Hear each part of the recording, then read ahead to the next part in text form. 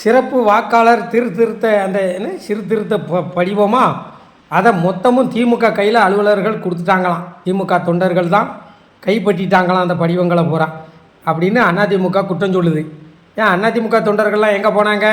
களத்தில் இறங்க வேண்டிதானப்பா.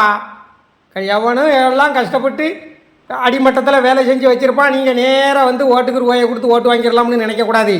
நீங்களும் உங்கள் தொண்டர்களை களத்தில் இறங்குங்க. மக்கள் தானாக முன் வந்து வாக்காளர் படிவத்தை பூர்த்தி செய்ய போகிறது இல்லை.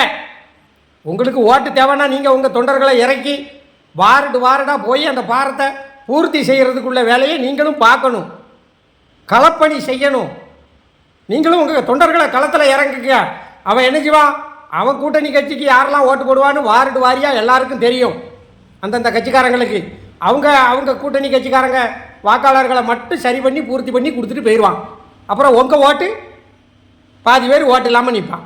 நீங்களும் களத்தில் இறங்குங்க. அதுதான் நல்லது.